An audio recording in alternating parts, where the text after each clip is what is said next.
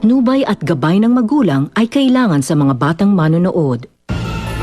Hangin may lakas na 200 milya kada oras. Mabilis na tinatangay lahat ng madaanan nito.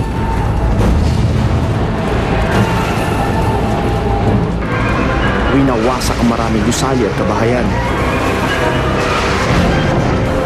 At nagdadala ng malahiganting alon mula sa karagatan. Nakapangingilabot na pinsala ang naiiwan pagkatapos itong sumalakay. Ito ang makapangyarihang puwersa ng isang hurricane. Humigit-kumulang 3 bagyo daw ang pumapasok sa Philippine Area of Responsibility kada buwan sa tuwing panahon ng tag-ulan. Ayon sa mga eksperto, mainam na maging handa dahil marami pa raw ang paparating.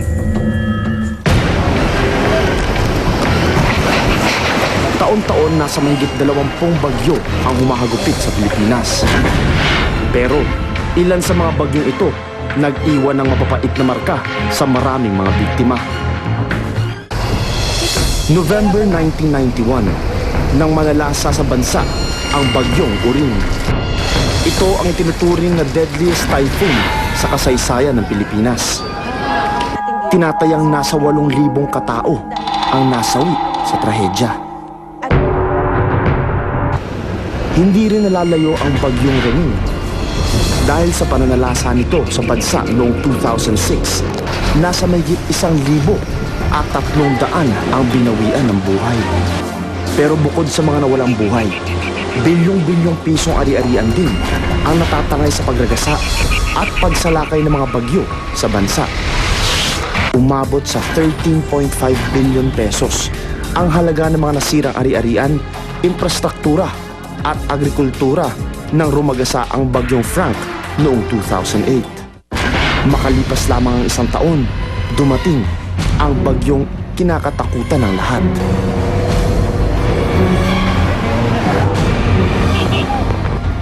Ang bagyong Ondoy. Umabot sa 11 billion pesos ang nasirang ari-arian at iba pang infrastruktura ni Ondoy. Pero ilang araw lang matapos ang Ondoy, nanalasa naman sa bansa ang bagyong Pepeng. Tinatayang nasa 27.3 billion pesos ang iniwang pinsala ni Pepeng.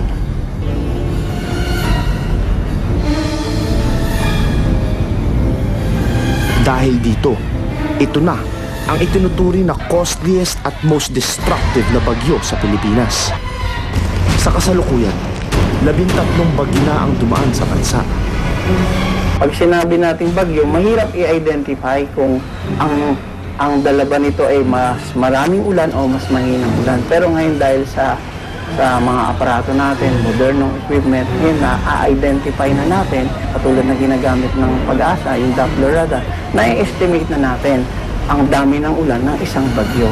May mga pag-aaral na dahil sa pag-init ng mundo o tinatawag natin global warming, mas mainit ang temperature ng dagat ngayon. Mas mainit ang temperature ng dagat, mas may mga chances na mas malalakas na bagyo ang mabubuo. Kaya ngayon pa lang, mahalaga raw na maging handa.